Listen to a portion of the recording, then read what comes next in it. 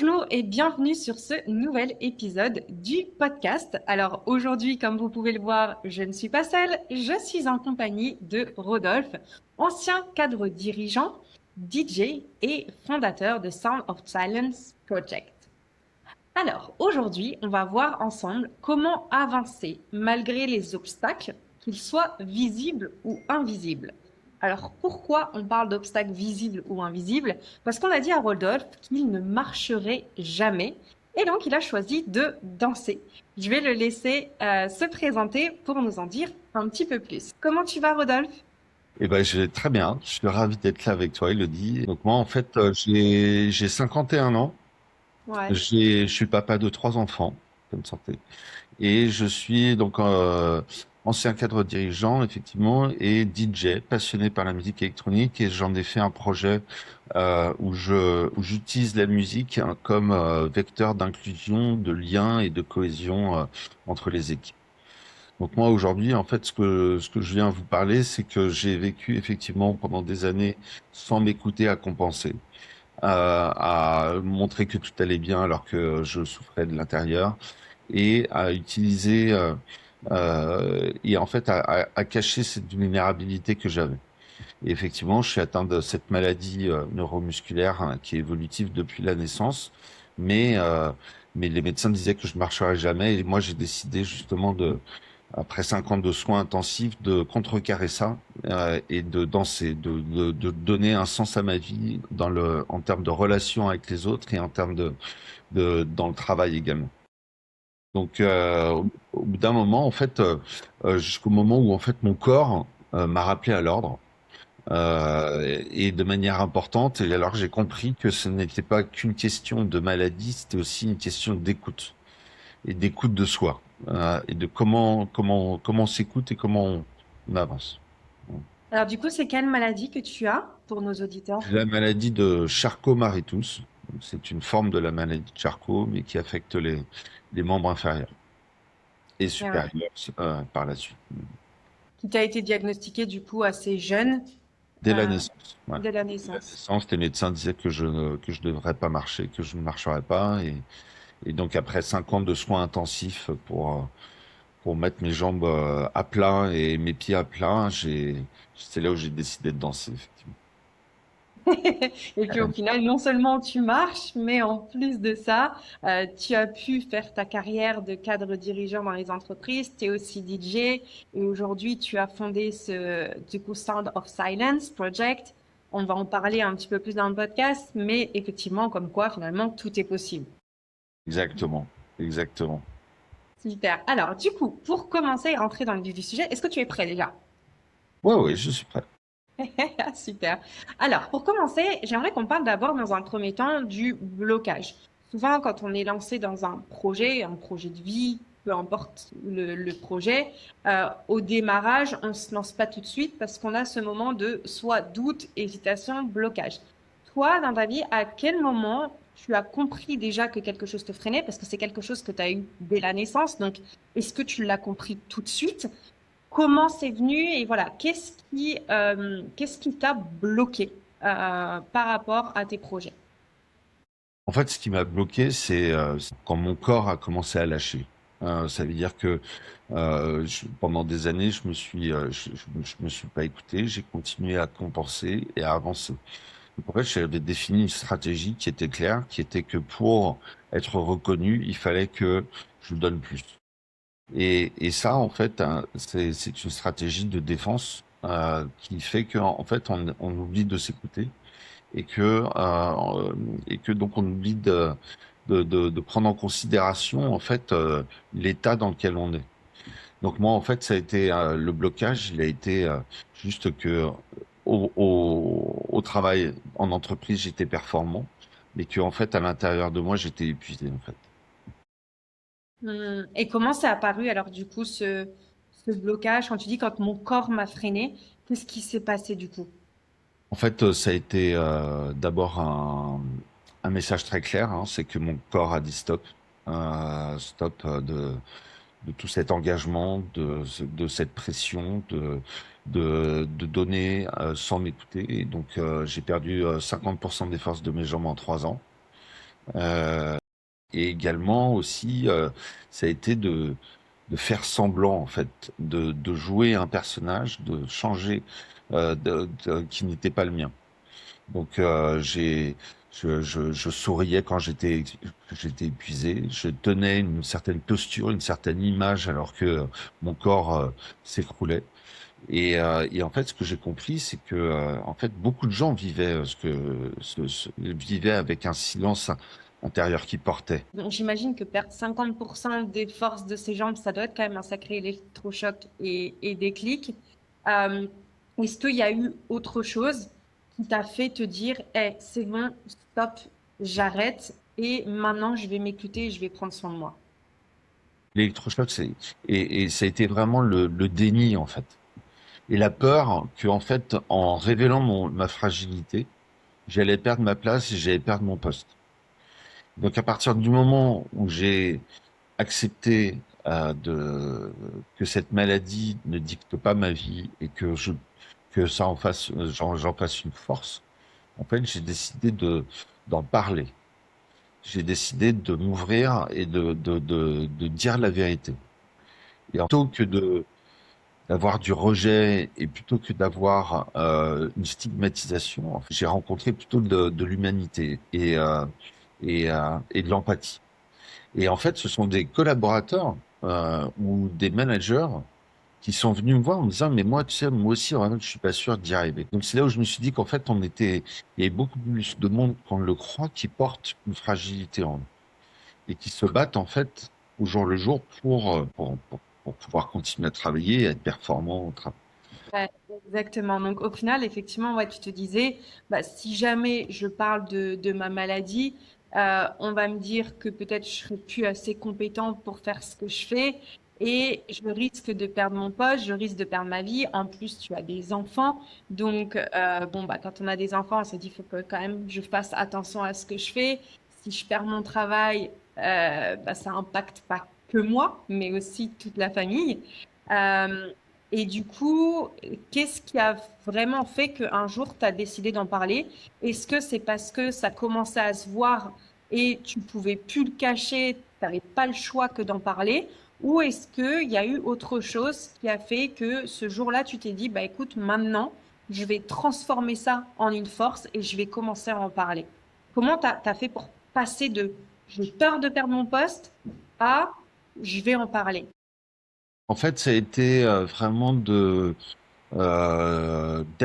d'arrêter en fait d'essayer de me réparer, d'essayer absolument d'être la personne parfaite et de jouer finalement un rôle qui en fait n'était pas le mien. Donc en fait, il y a eu un moment donné, j'ai décidé de d'être franc, d'aller en parler autour de moi et en fait, le fait que les gens viennent me dire que eux aussi avaient une fragilité, ça m'a changé complètement mon regard. Ça veut dire que ça a ouvert, ça a dépassé une certaine limite, une porte que j'avais fermée. Et que cette porte, en fait, elle m'a permis de, de mettre de la matière dans ma relation aux gens, dans l'écoute, dans l'empathie, dans la gestion de mes équipes, par exemple. Et donc à partir de là, on a réussi à j'ai voulu changer mon prisme de mon rapport aux gens et du rapport à la maladie pour en faire quelque chose que je porte aujourd'hui au travers de mon projet Sound of Sense. Ok, ça marche. Donc du coup, oui, ça a été en parler déjà à une première personne, puis voir que finalement, bah, la réponse, elle n'est pas celle que tu appréhendais et Voilà, qu'il y avait beaucoup plus de, alors d'amour, peut-être pas forcément dans le travail, mais d'humanité, de soutien et de relationnel. Et ensuite, bah, une conversation a amené une deuxième conversation, une troisième, une quatrième, qui a fait que bah, aujourd'hui, voilà, t'en es là à en parler naturellement et inspirer aussi d'autres personnes pour les aider à se relever et à exact- avancer. exactement. Et en fait, c'est vraiment tout est lié à l'écoute, hein. On parle d'écouter en fait ses collaborateurs, d'écouter leur fragilité, de les prendre en considération et en fait avec un tant soit peu un tout petit peu d'humanité, c'est de voir nos différences, et ces différences font justement des équipes qui sont plus soudées, avec des gens qui sont moins anxieux, moins stressés, qui sont plus heureux au travail. Et donc voilà, c'est des bénéfices concrets qui vont à la fois pour l'entreprise, mais aussi pour le collaborateur. Donc toi, du coup, en fait, ce qui t'a vraiment euh, fait passer à l'action, on va dire, ce déclic qui t'a fait changer les choses, ça a été vraiment dans un cadre professionnel parce que t'as pas eu le choix, tu étais le manager d'une équipe et il fallait trouver une solution. Exactement. Et que en fait, ma différence et ma fragilité n'avaient pas d'impact par rapport à mon travail et à tout ce que je pouvais faire, aux bénéfices que je pouvais apporter dans mon travail. Et c'était juste que j'avais besoin d'une adaptation de mon temps pour aller voir le kiné, pour faire des soins si j'avais besoin, et que un jour, bah, je devais potentiellement devoir rester à la maison, travailler de la maison, parce que voilà, c'était plus ou moins une journée compliquée, une journée où je souffrais. Et en fait, à partir du moment où mes équipes, moi, m'ont rapporté exactement la même chose, on parle de l'endométriose, on parle de tous ces sujets, ben, de juste d'écouter, de savoir qu'à cette période-là, c'est compliqué, que là, elle doit suivre une radiothérapie ou autre, et de dire, écoute, je comprends complètement ta situation, tu m'as prévenu, tu restes chez toi, et puis en fait, le travail, il est fait, et il y a une bien meilleure confiance entre le collaborateur et le manager.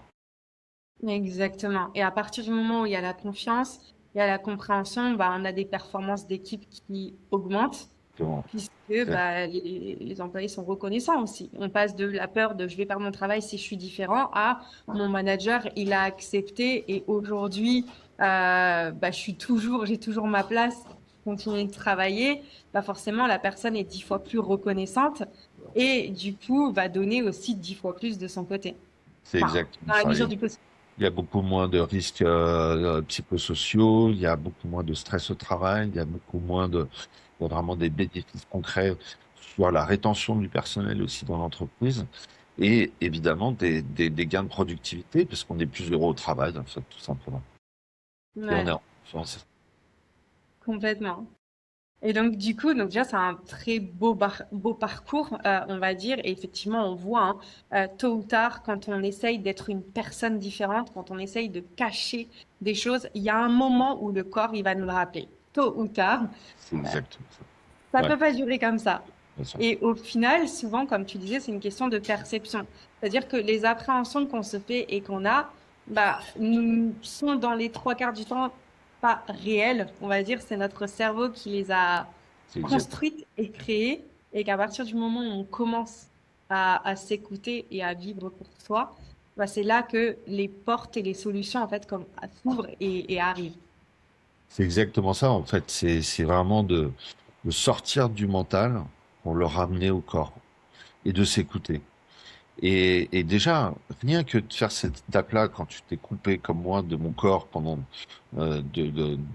si longtemps, c'est déjà une révolution. Et après, tout change.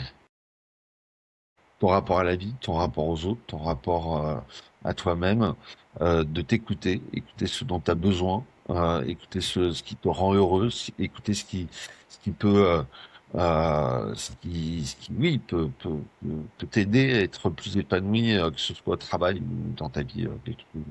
Une fois que tu as passé cette étape, maintenant, c'est euh, comment tu fais pour tenir dans le temps. Parce que souvent, on se dit, bon, bah, ok, c'est super, on a entendu un beau discours, on a été inspiré, on a vu ce podcast aujourd'hui, et on s'est dit, allez, je vais m'y mettre et je vais commencer à parler, je vais transformer cette faiblesse en force.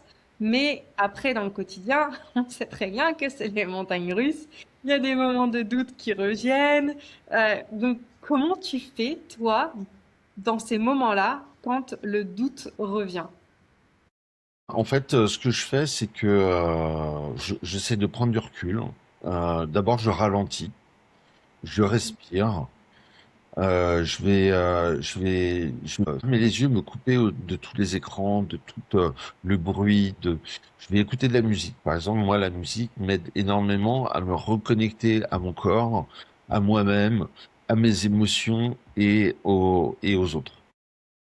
Parce que quand on est mal, hein, quand on n'est pas bien, on s'enferme finalement dans quelque chose qui ne sort pas une prison, mais en fait on s'enferme à l'intérieur de soi et voilà, c'est trouver un élément en tout cas de, de, de, de, de prendre du temps, du recul, de respirer et de se dire voilà comment est-ce que je me sens réellement là, au fond de mon corps. Et quand il y a des émotions qui sont négatives, c'est de se dire est-ce que ce sont des émotions qui sont importantes, moyennement importante ou que je peux régler. Et est-ce que c'est le mental? Est-ce que c'est dans le corps? Et donc voilà, identifier où est-ce que ça se situe dans le corps. Et souvent, ça Hmm. permet de régler la plupart des situations. Juste le fait de se poser et de poser une intention dessus.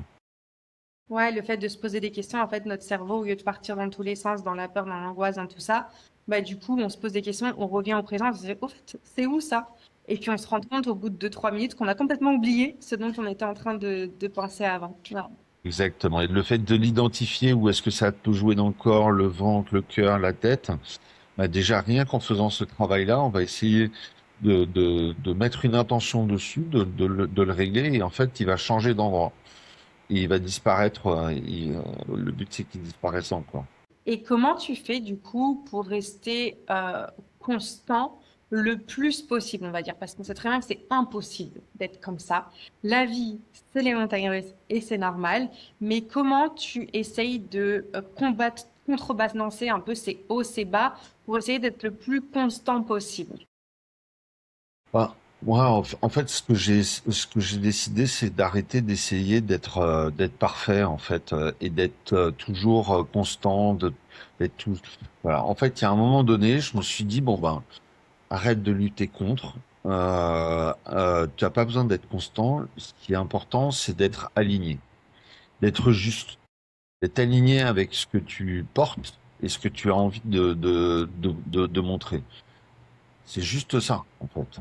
Et à partir de là, Ouais. ça permet de voir les choses de manière complètement différente. Et en fait, la constance, quand elle est forcée, elle amène que d'un un effondrement. Alors que la justesse, elle tient. Elle tient dans le temps et elle vient de l'intérieur, elle vient du corps, elle vient de ce qu'on fait. En fait, le problème, c'est de se forcer et c'est de vouloir être constant, c'est de vouloir faire ci, faire ça. Et en final, je pense que la clé, elle est dans l'écoute de son corps. On est tous différents. Chaque personne, déjà homme-femme aussi, on a des systèmes qui fonctionnent de manière différente. Et entre femmes ou entre hommes, on est aussi des humains différents. Donc au final, c'est vraiment de s'écouter soi, ce que son corps nous dit et comment il fonctionne. Et comme tu disais, en fait, au final, je pense que notre corps, il a raison, il sait, il est juste. Donc, Exactement, la exactement. meilleure solution, c'est d'écouter, Ouais, ouais, ouais, ouais. complètement. En fait, on perd, c'est beaucoup c'est l'énergie en fait qu'on perd à essayer d'être quelqu'un d'autre en fait, à essayer d'avoir une certaine posture, d'essayer d'être, d'incarner quelque chose ou autre. Et en fait, quand tu arrêtes de compenser, en fait, tu récupères énormément d'énergie. Et tu récupères beaucoup d'autres choses, quelque chose d'énorme. En fait. Ouais. Selon toi, qu'est-ce qui a le plus changé dans ton quotidien entre la personne que tu étais avant, qui essayait de forcer et de continuer, de cacher cette maladie et cet handicap quelque part, et la personne que tu es aujourd'hui, elle l'assumer pleinement et vivre tes projets, ta vie? En fait, moi, c'est vraiment d'avoir donné un sens à ma vie en prenant les choses complètement différemment. C'est-à-dire que moi, j'ai toujours été un fonceur, j'ai toujours voulu me prouver que malgré mon handicap, j'étais capable et maintenant, c'est de dire, OK, tu l'as, elle est évolutive, mais tu vas en faire quelque chose de bien. Et en fait, c'est juste de prendre du recul et de me dire, voilà, je vais ralentir mon rythme, je vais écouter mon corps. De quoi il a besoin pour pouvoir être bien, pour pouvoir vivre correctement et pas dans la lutte. Et ensuite, de me dire quel est le sens que je veux donner à ma vie. Et donc c'est là où en fait on va créer des intentions et qui vont nous permettre un jour de se dire ok, tout ce que j'ai essayé d'occulter pendant toutes ces années, en fait, c'est en cherchant et en s'écoutant que les choses se révèlent. Et d'arrêter de chercher, chercher, chasser, chasser et laisser peut-être un peu plus venir, retrouver un peu plus de légèreté. C'est ça. Parce qu'en fait, tout ce que tu fuis, en fait, au final, va finir par te diriger. Alors que tout ce que tu vas accepter et écouter, en fait, peut se transformer en de grandes choses. Et du coup, moi, j'ai une question à te poser, c'est qu'est-ce que tu dirais si parmi nos auditeurs, on a quelqu'un qui, alors peut-être a la même maladie que toi, ou autre chose, ou d'autres blocages, mais qu'est-ce que tu dirais à cette personne qui est arrivée à un stade où elle sait plus qu'elle veut faire du tout, en mode complètement paralysée par qu'est-ce que je fais? Je continue de forcer, j'assume, j'ai peur, je veux y aller. Enfin, voilà. Qu'est-ce que tu dirais, qu'est-ce que tu pourrais conseiller à quelqu'un qui irait complètement paralysé à l'heure actuelle et ne sait plus quoi faire? Déjà de ralentir, de prendre un temps pour soi, de, je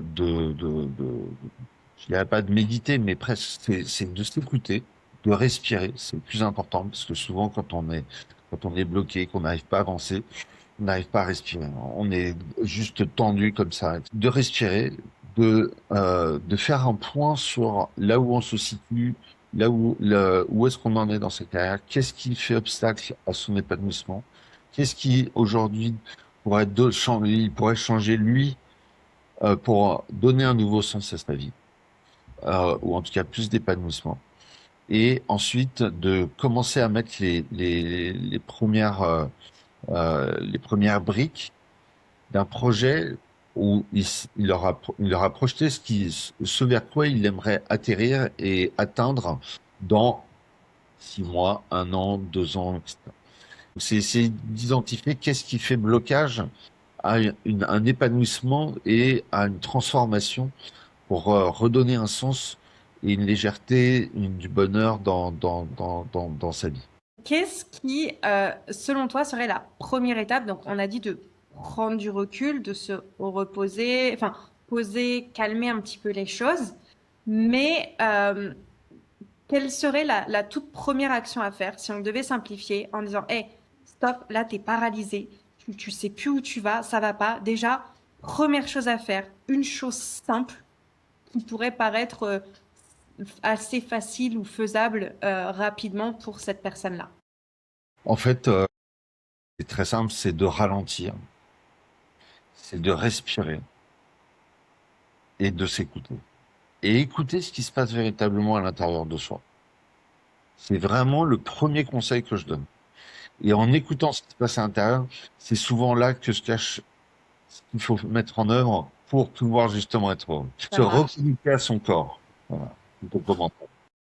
Ouais, sortir du mental. En fait, j'ai l'impression que, enfin, avec toutes les personnes que je vois au quotidien, que ce soit celles que j'accompagne ou que je rencontre dans la vie, aujourd'hui, notre génération, on a les réseaux sociaux, on a l'intelligence artificielle, on a une source d'information qui est disponible et qui est facilement accessible, qu'on est énormément dans le mental. Bien Alors sûr. qu'à l'époque, on avait des gens qui ne savaient même pas lire, écrire, mais on avait du travail manuel, enfin, le corps était en mouvement. Et j'ai l'impression qu'aujourd'hui, on est parti sur une génération, c'est un petit peu l'opposé. C'est notre mental qui travaille plus que notre corps. Et effectivement, comme tu le disais, bah, des fois de relâcher, revenir au corps, au mouvement, c'est, c'est une La solution. respiration, qui est la source essentielle pour vivre, et de se poser et s'écouter en fait, et écouter son corps. Parce que souvent, les douleurs, les traumatismes qu'on a dans le corps et qui nous font du mal, en fait, ils sont liés souvent à un stress, à euh, un événement qui s'est passé, à quelque chose, à quelqu'un qui va rentrer dans ton énergie et qui va être basse fréquence, et qui va réduire cette énergie plutôt. Et c'est vrai que les écrans, pour ça, en fait, on rentre dans un sas où en fait on est abreuvé d'informations, mais en fait, qui sont pas essentielles la plupart du temps. L'essentiel, c'est de s'écouter soi-même. Ouais, notre corps connaît la solution pour nous. Et d'ailleurs, pour ceux que ça intéresse par rapport à ce que tu disais, que notre corps, en fait, il exprime quelque chose, il y a des livres aussi qui parlent de ça. Moi, j'avais lu le livre de Lise Bourbeau, Ton corps te dit aime-toi, Michel Odoul aussi, qui explique ça. Il y a plein de livres comme ça qui expliquent en fait l'origine des mots. Et en fait, c'est notre corps tout simplement, parce que le corps ne peut pas parler. Donc, du coup, il nous apporte une douleur quelque part pour nous dire en fait ce qui va pas. Tout à fait, tout à fait. Et moi, je recommande aussi la formation de Gabor Maté qui s'appelle Compassionate Inquiry et qui est vraiment une recherche en fait de tout ce qui a pu altérer notre vie et notre présent et sur des histoires qui reviennent en boucle dans nos rencontres, dans nos relations, dans notre manière de travailler et autres, et qui sont souvent liées à des traumas du passé. C'est de prendre tout ça avec recul et compassion en ramenant tout au corps. Et du coup, alors moi j'ai une question à te poser, c'est comment tu aides les gens à travers Sound of Silence Project? Qu'est-ce que tu fais concrètement? Donc j'ai bien compris que l'origine du projet, c'est suite à ta révélation, entre guillemets, ou le fait d'avoir pris ta vie en main, et c'est ce qui t'aide aujourd'hui à avancer, à donner du sens à ta vie. Alors du coup, pour nos auditeurs qui se poseraient la question, mais qu'est-ce que c'est Sound of Silence Project? Est-ce que tu peux nous en dire un petit peu plus? En fait, Sound of Silence, d'abord, c'est un projet que j'ai construit qui est en moi depuis très longtemps, mais que j'ai mis 50 ans en fait à faire naître. C'est d'utiliser en fait mon témoignage de ma vie pour que les gens puissent se révéler, sensibiliser les managers, les entreprises, les lieux culturels, les associations sur les fragilités invisibles qu'il y a dans le monde, puisque 80% des handicaps sont invisibles et que utiliser la musique comme un vecteur en fait d'inclusion, de lien humain et de reconnexion à notre humanité. La musique, pour moi, en fait, ça dépasse les mots. Ça veut dire que le message que je vais passer au travers du témoignage va être ancré grâce à la musique électronique immersive sur lequel je parle et sur lesquels en fait on va jouer sur les hertz, sur les connecteurs du cerveau pour apaiser, se reconnecter à notre humanité, créer du lien entre les équipes et que les gens puissent se révéler dans leur handicap invisible pour que ça soit mieux pris en compte au niveau des entreprises, dans les lieux culturels, dans les clubs, dans les festivals. C'est vraiment ça mon objectif. Génial. Je disais, j'ai mis 50 ans à construire ce projet, mais au final, c'est ces 50 années qui ont fait qu'aujourd'hui, ça te permet d'aider les autres puisque tu as ce parcours, tu as l'expérience à la fois du cadre dirigeant, à la fois du DJ et aussi de cette personne qui faisait partie des 80% qui ne disaient rien malgré ce qui se passait à l'intérieur d'eux. Et je trouve ça juste génial en fait. Bah, écoute, merci. Oui, effectivement, c'est de devenir un peu un ambassadeur de tout ce handicap invisible en utilisant effectivement la musique électro immersive, hein, très douce, très méditative, euh, pour euh, pour sensibiliser et changer les regards, que ce soit en entreprise, que ce soit aussi dans les lieux culturels et dans les associations. Donc voilà, c'est devenu mon projet de vie, mais c'est un gros travail que j'ai fait aussi de connaissance de soi, d'élévation de la conscience et de liens humains. J'ai fait beaucoup de voyages à l'étranger, j'ai fait un tour du monde à sac à dos, j'ai fait de l'humanitaire, donc voilà, c'est aussi une résultante de tout ça, mais avec mon prisme et aussi mes moyens de pouvoir aujourd'hui me dire voilà change, donne un nouveau sens à ta vie et va devenir un témoin et un messager en fait pour aider tous les gens qui sont en situation de handicap invisible. Super. Alors, tu as parlé d'un passage de ta vie où tu faisais le tour du monde, tu as fait pas mal de choses. Est-ce que tu pourrais me dire, donc pour rappeler à ceux qui vont écouter, donc tu as quand même été diagnostiqué dès la naissance de cette maladie, et pourtant, quand je t'entends parler, mais tu as réalisé des choses que même des gens qui n'ont pas de maladie ou n'ont rien n'ont jamais fait. Donc, qu'est-ce que tu peux nous dire un petit peu, voilà, qu'est-ce qui t'a poussé à faire ça et qu'est-ce que tu as fait exactement? Donc, on parle de tour du monde, on parle des DJ, dis-nous tout. En fait, moi, c'est que d'abord, j'ai passé 5 ans en rééducation intensive parce que j'avais des pieds en danseuse et d'où cette envie de danser à la fois dans la vie, mais voilà, pas que sur les dance floors, mais dans la vie, dans ma relation aux autres et dans ma... Et en fait, mes parents, c'était aussi dans leur éducation de ne jamais nous considérer comme avec un handicap. Et donc, moi, je suis rentré dans la vie avec 5 ans où j'ai été bloqué dans les projets que je pouvais avoir.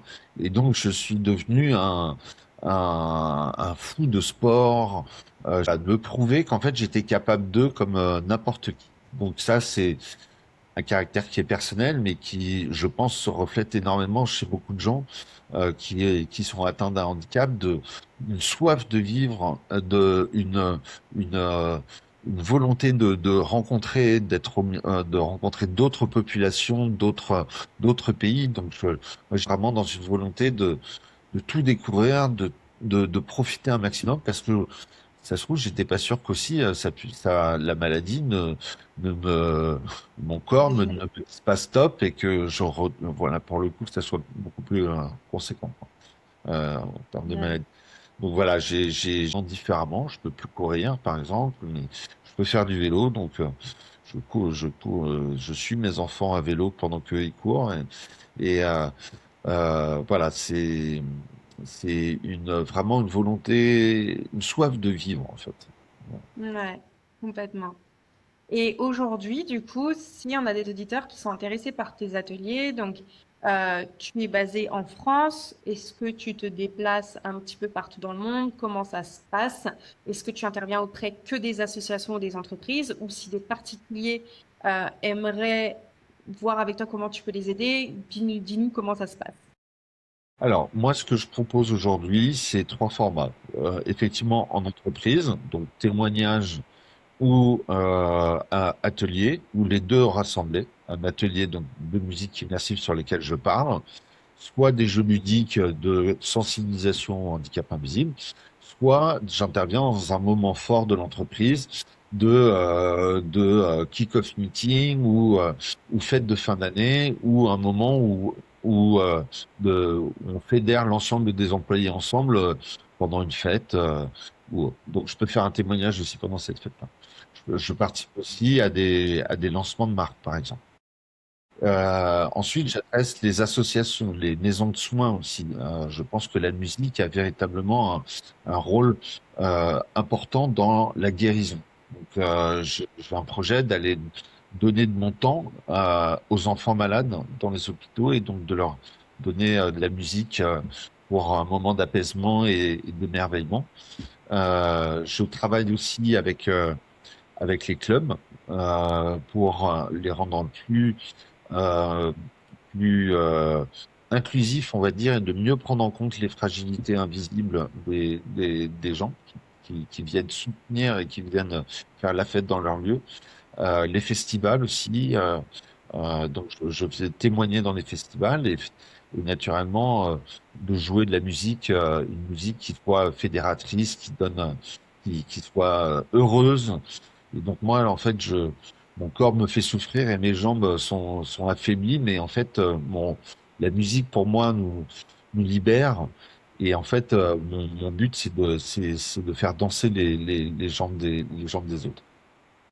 Génial, super. Eh ben écoute, merci beaucoup en tout cas pour ce partage. Qui est très inspirant.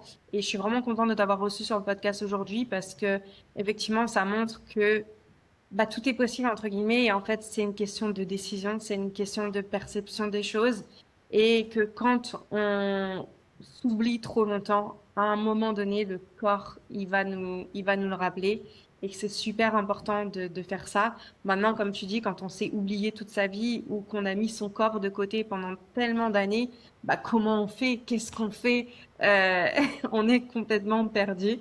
Et effectivement, je pense que ton parcours peut inspirer aussi beaucoup de personnes. et tes ateliers qui allient musique et en même temps inspiration, partage peuvent, je pense, aider énormément de personnes. Donc, merci à toi pour ce partage et pour ton temps. Et tu Ben, m'as envoyé tes liens d'ailleurs que je mettrai en description du ouais, podcast. Comme ça, si jamais vous voulez contacter Rodolphe, vous pourrez le retrouver facilement. ouais, voilà, j'ai un site internet, j'ai aussi un site SoundCloud avec les différentes musiques, mon univers musical. Et voilà, n'hésitez pas en tout cas à me contacter pour étudier ensemble la meilleure manière d'intervenir chez vous. Super. Et pour du coup terminer ce podcast, si tu avais une chose à dire ou si nos auditeurs devaient retenir une seule chose de ton parcours et de ton histoire, ce serait quoi? Tout ce que tu fuis, en fait, au final, finit par te diriger. Et tout ce que tu écoutes te permet de faire de grandes choses. Génial, c'est vrai, c'est vrai. Tout ce qu'on finit par fuir finit par nous rattraper tôt ou tard, de Et toute c'est façon. s'écouter, c'est s'écouter. Voilà. C'est ça, complètement. Super. Si vous avez des questions pour Rodolphe ou des commentaires ou que ce podcast vous a fait réagir sur certains sujets, partagez-les nous en commentaire. Ça nous intéresse et on sera un plaisir de vous répondre avec Rodolphe. Merci Merci. à toi, Rodolphe. Merci Elodie, c'était top. Et merci à tous. Je vous dis à très vite sur le prochain épisode. Au revoir à tous, merci.